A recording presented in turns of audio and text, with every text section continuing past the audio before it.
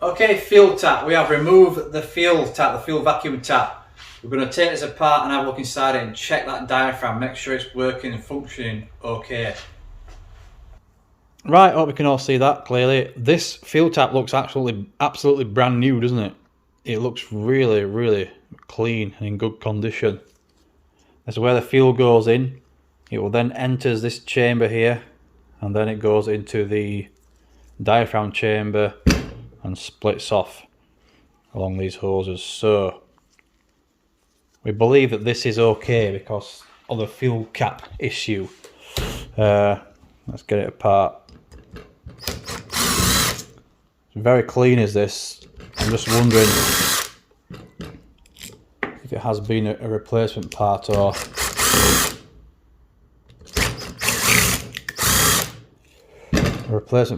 if it is the original. Possibly the original. Right, keep us safe. Okay, so spring inside here. There it goes. There's your spring, which closes the diaphragm. That's clean. And this is the diaphragm housing. This is where the fuel comes in there, and obviously splits off between both your pipes. So on the other side here, right. So when this opens, and the diaphragm opens with a vacuum, it obviously it gets sucked outwards. So it pulls this plunger out and opens a gap for the fuel to enter here and flood the pipes. This outer ring gets locked on this outer casing, inner casing, whatever it's called. That gets locked in place so it doesn't turn itself inside out. And that's how it works. So the spring pushes it closed and it remains like this when it's closed. Now, this appears to be in good condition. If it was in bad condition, it would probably be, sorry, this is me who's distorted it. If it was in bad condition, it would probably be all rippled and or knackered, corroded, I don't know. It could even have some debris in there, which it doesn't. So to remove it, if you're going to replace your kit, it does split apart. To remove it, you can just push that through like this. Alright. This also comes apart. It comes apart by removing the plastic cover. And again, this comes apart. These are two pieces. I'm very gentle with them. They are quite tough, but please be gentle with them. There. That's a diaphragm out. And that's a front diaphragm out. So this is now stripped apart. So if you get your new diaphragm kit, however it should arrive, they should be able to reassemble inside this aluminium block. So press it and twist it, press it and twist it. That's now seated in there.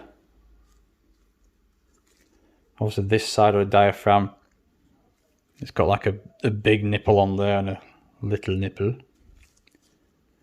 Pardon the pun. Again, this will get pushed in there also.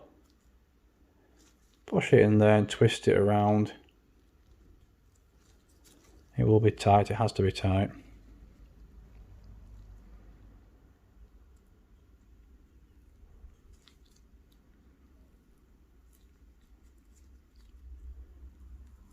That's in there now. Just check it, make sure it doesn't peel out. And then your plastic piece, this is to stop the spring from ripping the diaphragm. And put that back in there.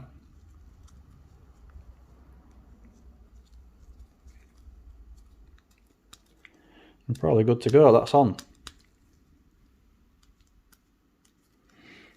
Alright, turn it around, always turn it.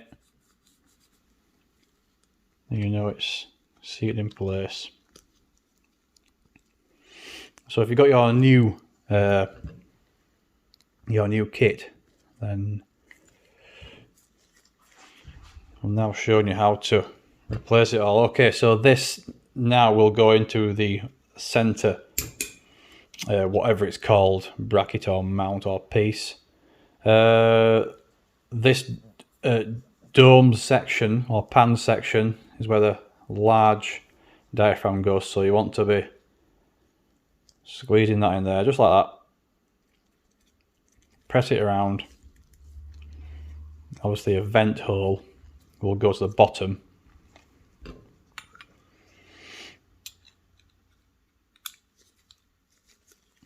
Close that up.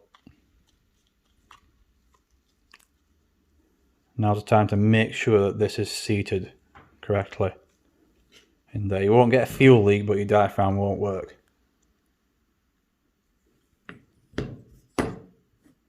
Make sure there's no blockages in here. Blow that out with an airline before you reinstall it.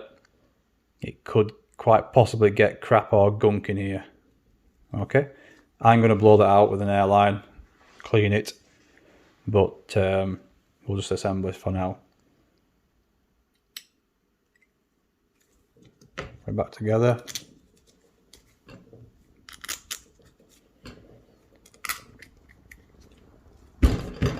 Screw missing.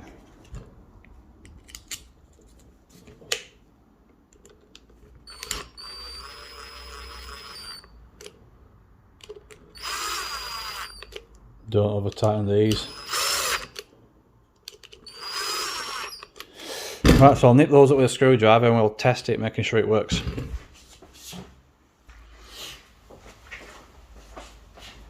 Right, so the easiest way to test it is just to stick that in your gob, a clean pipe obviously, and put this to your ear and listen to it working.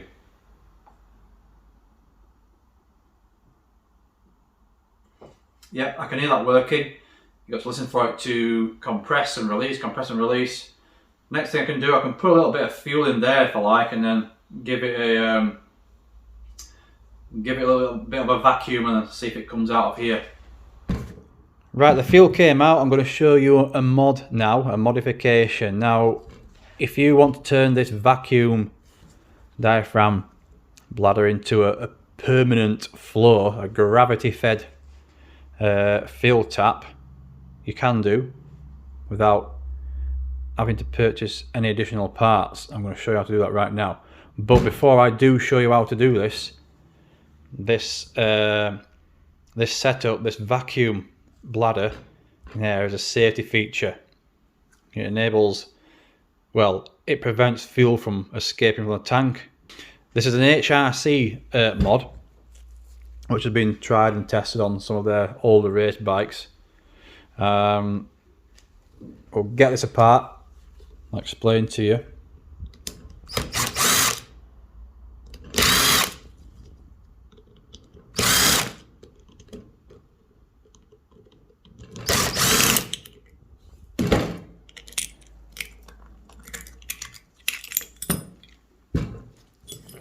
Strip it down, just as before. Remove the plastic piece. Remove the front diaphragm from the aluminium holder. We don't need that anymore. We now need the plastic piece only, and we're going to push this through that plastic piece. It's a bit tight, but it does go.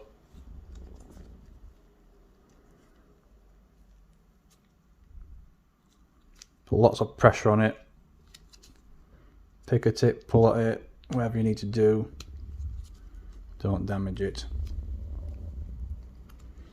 They can take some hammer, these bladders. Right, that's gone in there now. That is now in there, you see. So next thing we're going to do, refit it where it belongs. Inside there. This here creates a seal to stop fuel from getting into the back. What we're going to do, I'm going to mount this back on there just to make sure that's in place. I'm going to hold it down there, so that's in place. The bladder doesn't work anymore. Okay, this will not move in any further, as you can see there. It will not move in any further because a plastic piece is stopping it. It will simply stay open permanently.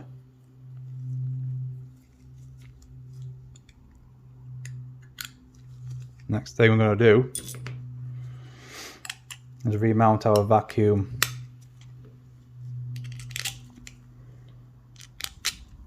casing.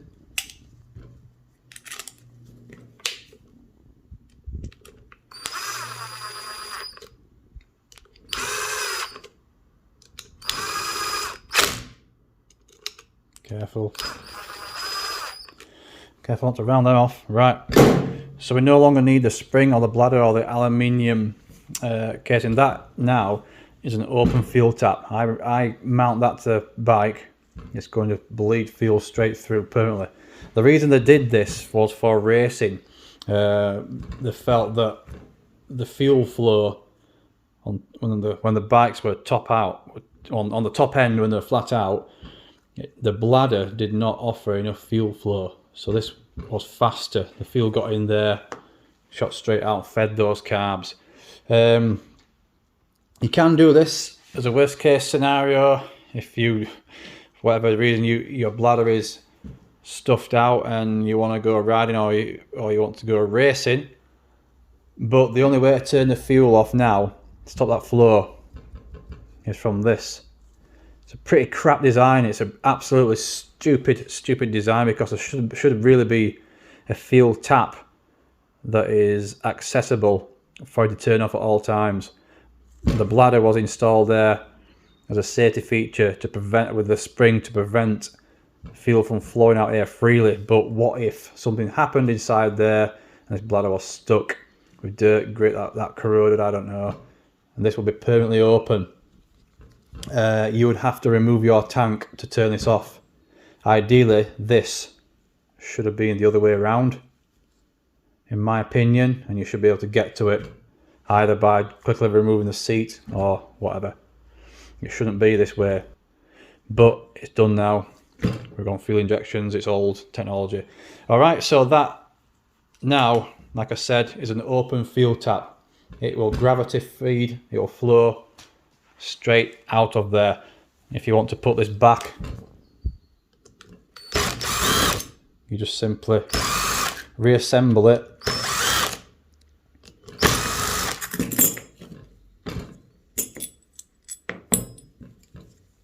Reassemble it as shown before. I would not advise you do this.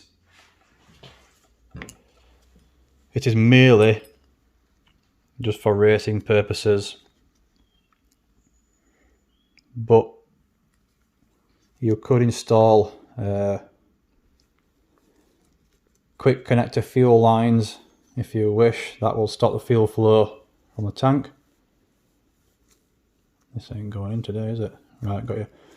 You could install quick connector fuel lines like on the new bikes, the race bikes or whichever.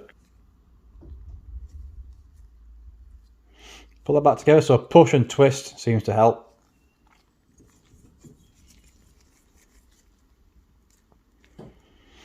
And reinstall this.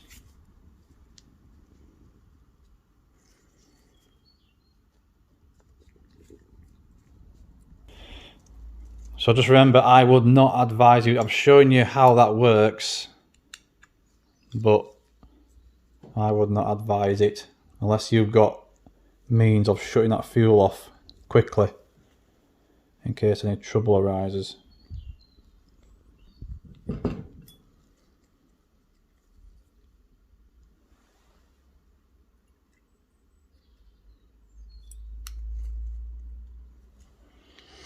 And there we go. So mount that back on the bike obviously, and then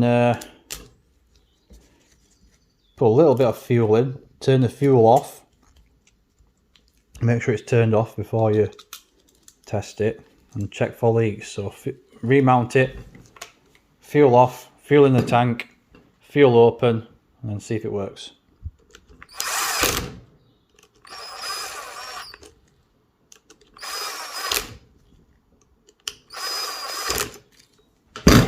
There you go.